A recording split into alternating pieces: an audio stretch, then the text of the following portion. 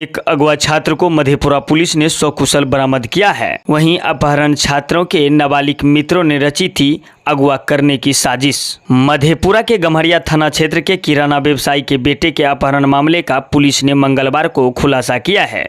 Police ने अपहरण छात्र को सकुशल बरामद करते हुए 2 नाबालिग को निरुद्ध किया है। इसकी जानकारी एसपी संदीप सिंह ने मंगलवार को आयोजित प्रेस वार्ता में दी। उन्होंने बताया कि 16 जुलाई को गम्हरिया बाजार निवासी अमित कुमार ने सदर थाना में अपने बेटे बाबू परने के अपहरण को लेकर आवेदन दिया था। उन्होंने आवेदन में कहा कि अज्ञात अपराधियों ने उनके बेटे को अपहरण कर लिया है। अपहरण के बाद उनके भाई रोहित कुमार के फोन पर 10 लाख रुपए की फिरौती मांगी जा रही है। सूचना मिलते ही एसपी के नेतृत्व में सदर थाना अध्यक्ष, गम्हरिया थाना अध्यक्ष और तकनीकी शाखा की एक विशेष टीम का गठन किया गया। विशेष टीम ने अपहरण छात्र बाबू परने को सुखासन रोड से बरामद किया।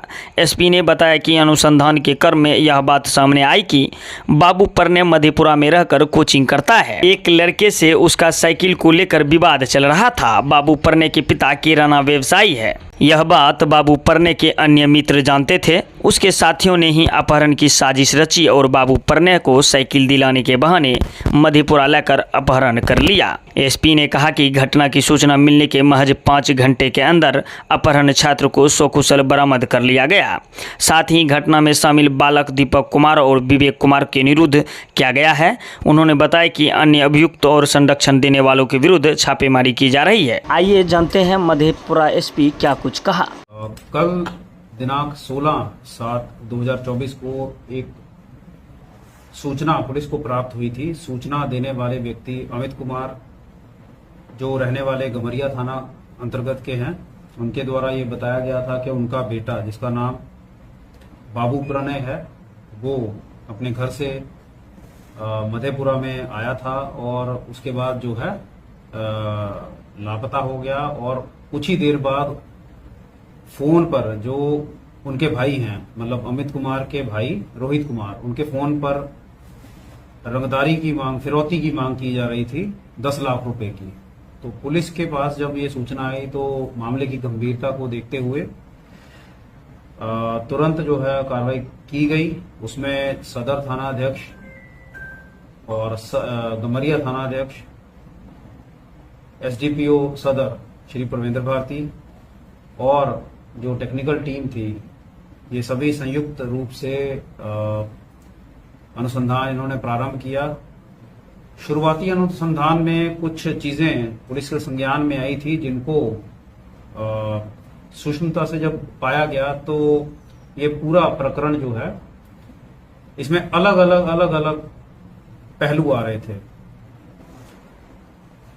उदाहरण के तौर पे जब अनुसंधान की शुरुआत की गई, जिन लड़कों को पूछताछ में लिया गया, तो सबके बयान जो है आपस में मैच नहीं कर रहे थे, बदल रहे थे, जिससे ये प्रतीत हो रहा था कि ये जो है किसी लोकल जो व्यक्ति हैं तथा जो इस परिवार को जानते हैं, इस लड़के को संपर्क में हैं, उन्हीं का ये काम है।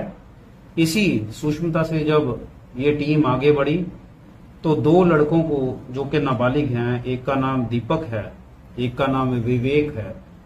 दीपक और विवेक को जब गहनता से जो है पूछताछ की गई तथा उनके घर वालों से भी पूछताछ की गई, तो ये बात सामने आई कि एक योजना के तहत ये जो लड़का है बाबू प्रणय, इसके माता पिता से पैसे हेठने के लिए ये पूरा जो षड्यंत्र है ये रचा गया है। इस पूरे षड्यंत्र को अपहरण का एक रूप दिया गया और जो फिरौती की मांग है वो की जा रही थी। इस टीम के द्वारा सक्सेसफुली जो लड़का है जिसका अपहरण हुआ था बाबू प्रणय, उसको रिकवर किया गया सुखासन रोड से। वो लड़का जो है बिल्कुल सेफ एंड साउंड है। और अभी ये जो 2 लड़के हैं, क्योंकि ये नाबालिग हैं और इनको जो है जो भी ये जुवेनाइल जस्टिस एक्ट के तहत कार्रवाई की जाती है कि इनको निरुद्ध किया जाता है, उनको निरुद्ध किया जाएगा। इनके जो घर वाले हैं तथा इन लोगों के संपर्क में जो अन्य वयस्क हैं, उनसे पुलिस लगातार पूछताछ कर रही है। इस अनुसंधान के दायरे में ये जो व्यक्ति जिनका अपहरण हुआ था बाबू प्रणय, उनके कुछ घर वाले भी अनुसंधान के दायरे में हैं। ये पूरी घटना में सूत्रधार कौन है तथा ऐसे इनके सहयोगी, उनको पुलिस ने चिन्हित किया हुआ है। उनकी गिरफ्तारी के लिए हमारी टीमें लगातार प्रयासरत हैं। इसमें कम से कम 4 लोगों को जो है हम पूछताछ और कर रहे हैं और कम से कम 3 व्यक्तियों की जो है संदिग्ध इसमें पाए जाने की जो है अभी अनुसंधान के क्रम में हम लोग लगे हुए हैं। और जैसे जैसे इन लोगों की गिरफ्तारी होती है तो पूरा ये षड्यंत्रकर्ता कौन था, इसमें किसकी क्या भूमिका है और ये 2 लड़के इनको जो है फ्रंट फुट पे कौन लाया था, मतलब कि इनका उपयोग अपहरण में किया गया है, ये पूरा किसके कहने पे चल रहे थे। तथा इनका एक सहयोगी और है जिसका नाम अभी हम अनुसंधान के क्रम में नहीं बता सकते हैं, वो किसके इशारे पे चल रहा था।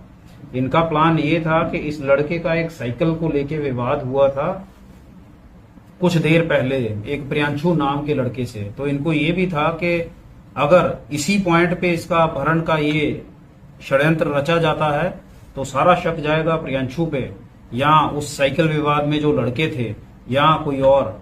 तो इस प्रकार से ये पैसे भी हेंट देंगे और इस प्रकार से इनका जो है किसी को पता भी नहीं लगेगा।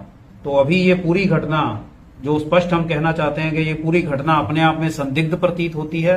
इसमें इस घटना के संबंध में अन्य सूत्रधार कौन है, इसके सहयोगी कौन थे, उस पे भी जो है हम लोग छानबीन कर रहे हैं। हम हर वो पॉइंट पे अनुसंधान कर रहे हैं जिससे इस घटना की तह तक पहुंचा जा सके।